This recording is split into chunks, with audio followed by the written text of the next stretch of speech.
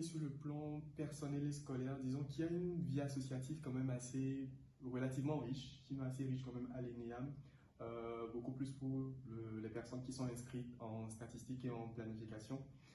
Il y a d'abord le club, il y a déjà l'association des deux associations qui chaperonnent un peu la filière, la CES et la CEP, si je me rappelle bien, l'association des statisticiens économistes et l'association des planificateurs. Donc ces deux associations-là vraiment animent la vie associative de la filière, de ces deux filières par l'organisation de toutes sortes d'activités, que ce soit des activités sportives, des activités culturelles, des sorties récréatives. Donc c'est l'occasion en fait de sortir du cadre des cours et de voir autre chose, de changer un peu d'air à des moments bien précis dans l'année. Et il y a une autre association qu'on appelle Geeks SOP, Geek SOP. Je ne sais plus très bien en quelle année ça a été créé, mais c'est l'association, c'est un club pour les statisticiens et planificateurs, mais beaucoup plus académique et qui forme vraiment dans tout ce qui est... disons que ce club te permet vraiment d'appliquer tes cours, de passer de la partie théorique que tu peux voir en cours à la partie pratique. C'est dans ce club-là, par exemple, que j'ai pu développer pas mal une appétence, par exemple, au code, que j'ai pu développer également, que j'ai pu apprendre énormément d'outils, en fait, que j'ai pu apprendre R, par exemple, qui est pas mal utilisé en statistique, que j'ai pu utiliser pour la première fois, saisi pour la première fois un rapport en LaTeX. Donc, franchement, ça te permet, en fait, de te dépasser, de ne pas simplement, hormis la phase théorique que tu peux voir en cours et tous les examens, ça, c'est vraiment un aspect pratique. Et c'est un peu ce que je peux dire. Je crois qu'Aurel peut peut-être compléter sur Geek SOP vu qu'il a été davantage responsable. Ouais, c'est vrai qu'il a été responsable pendant 2 années du club Geek SOP. Et ouais, pour rebondir sur ce que Chris disait, bah, le club en fait nous permet, nous, membres de Geek SOP, mais également tous les étudiants de statistique et de planification de l'ENEAM, d'appliquer les notions théoriques vues en cours, notamment par l'apprentissage de différents logiciels.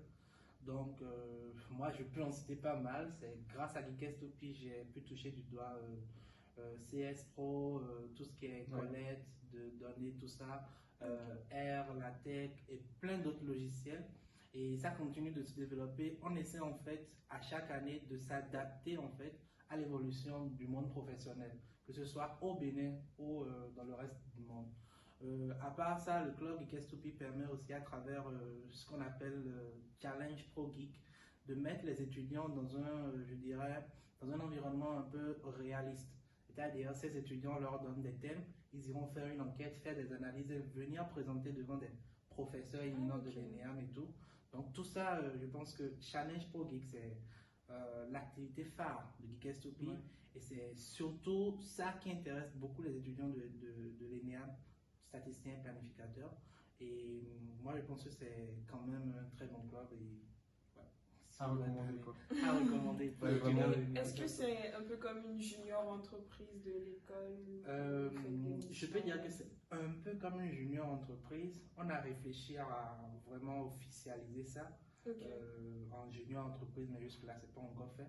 Mais on peut dire que ouais, c'est un peu comme une junior entreprise dans ce sens où c'est vrai qu'on ne rend pas des services aux entreprises en dehors de l'ENSAI, mais quand même, on est plus axé sur la formation, sur l'apprentissage de nouvelles connaissances et tout, de nouvelles compétences, pardon, et tout. Et ouais, on a aussi des professeurs qui nous aident, beaucoup de professeurs d'ailleurs, qui nous aident et ouais, je peux dire un truc comme ça. Et ça permet vraiment d'avoir un avis extérieur sur le travail qui est fait, parce que quand tu es dans le monde académique, tu ne sais pas trop comment est-ce que tu peux te projeter ou comment est-ce que ton travail en cours peut se projeter en fait, ou comment est-ce que l'extérieur peut le recevoir. Donc au travail de Challenge Pro Geek, en fait, on a cette occasion-là d'avoir des personnes extérieures qui analysent, qui évaluent le travail qui est fait, qui nous corrigent. Moi, j'ai participé durant les 3 ans où j'étais à l'ENEAM, j'ai participé à 3 challenges Pro Geek. Et franchement, c'était des expériences qui, à chaque fois, te permettent de monter en compétences, que ce soit en compétences techniques comme en compétences managériales, parce qu'arrivé en 2e ou en 3e année, tu passes chef d'équipe. Donc, tu dois en fait conduire des personnes qui sont en 2e année, qui sont plus ou moins impliquées déjà dans ce que tu connais. Tu dois aider les premières années en fait à comprendre et à être impliqué dedans, ne pas les laisser derrière. Et ce sont des travaux assez valorisants finalement. Et pour la petite anecdote, moi j'ai passé un entretien, je pense il y a la semaine dernière ou il y a 2 semaines, où on me demandait un travail non confidentiel un travail de rédaction de statistiques non confidentielles que je pouvais envoyer. Vu que tout ce que j'ai fait pratiquement en France était assez confidentiel, du coup, j'ai envoyé mes rapports de Charlie Pro Geek. Donc, j'attends le retour, ça va passer. C'est ça. On espère. Donc voilà. Et du coup, nous allons passer à la dernière étape de cette interview, les débouchés des écoles, des études de statistiques au Bénin et à l'étranger. La question s'adresse à vous deux. Est-ce que quelqu'un veut commencer? Super, moi. Alors, ouais, les débouchés, c'est énorme. C'est énorme. Déjà, quand on finit une licence en planification, en économie appliquée, de façon générale, à l'ENEAM, il y a toujours la possibilité de voyager. Il y a la possibilité de voyager. Il y a également la possibilité de s'intégrer déjà à travers peut-être un stage professionnel dans le monde, je vais dire, professionnel, les ministères, les ONG, les organismes et tout. Okay. Après ça, du genre, quand on fait le cycle ISE, les horizons sont encore un peu plus diversifiés parce que, comme le dit l'un de nos professeurs, les ISE ne chôment pas. Donc, du coup, après le cycle ISE, soit on est ISE à fond, là on travaille dans des hautes sphères des ministères, de l'INSTAD au Bénin, où on peut toujours voyager dans d'autres organismes et tout. ISE donne également la possibilité d'aller dans les organismes internationaux. Et à part ça, si on veut continuer, on peut toujours voyager pour faire un PhD. On peut toujours voyager au Canada, en France, aux États-Unis pour faire un PhD parce que le label ISE est quand même beaucoup reconnu et ouais, ça ouvre quand même beaucoup de portes. Donc je pense que c'est ce que je pourrais dire par rapport aux débouchés. Je ne sais pas si Chris va ajouter un truc. Alors, ce que je vais peut-être compléter sans redire, c'est qu'à l'interne, il y a des places dans les ministères. Ouais. Il y a la partie statistique dans tous les ministères. Il y a un département statistique, une direction de la planification et de la programmation. Ouais. C'est ça au Bénin. Je pense que c'est la DVP en gros. Je pense que c'est un peu ça la définition. Donc, dans tous les ministères au Bénin, quand même, en tout cas en interne au Bénin, il y a cette direction-là qui recrute les statisticiens et les planificateurs. Donc, il y a cette voie-là. Il y a également la voie des ONG au Bénin qui recrute les statisticiens, les planificateurs. Ou toute structure, les banques aussi en recrutent, ou toute structure, en fait, on a besoin de la statistique, de la planification. En tout cas, au Bénin, il y a cette voie-là, il y a cette manière d'opérer. Et pour parler maintenant du voyage, parce que moi, je n'ai pas fait la voie ISE, après la licence, j'ai directement voyagé. J'ai laissé ISE aux autres. Alors, pour parler de la partie voyage, parce que finalement, après ma licence, moi, j'ai directement voyagé. Je suis venu en France pour la suite de mes études.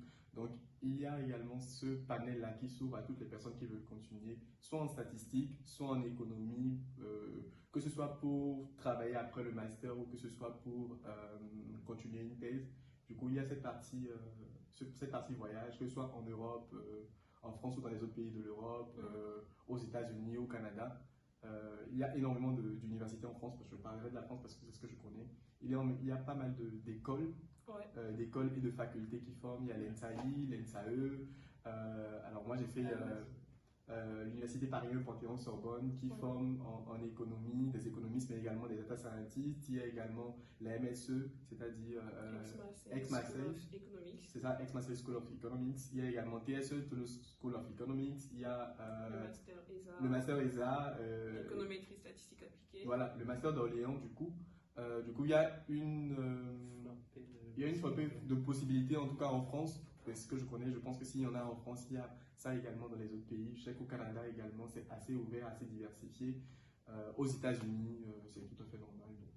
Donc, voilà, c'est ce que je peux ajouter. En tout cas, quand on passe par ces voies-là, que ce soit la voie économie appliquée ou la voie mathématique, il y a quand même il y a un grand horizon, en fait, un grand panel de choix, je vais dire, qui est ouvert pour la suite, que ce soit pour les personnes qui veulent continuer les études ou pour les personnes qui veulent travailler directement ou pour les personnes qui veulent aller juste même en thèse. Du coup, nous arrivons à la fin de cet épisode. Je vais remercier mes invités de s'être prêtés au jeu. Et j'espère que vous avez aimé la vidéo. Si elle vous a plu, n'oubliez pas de liker ou de laisser un petit commentaire. Et on se retrouve la semaine prochaine pour une nouvelle vidéo. Bye. Salut.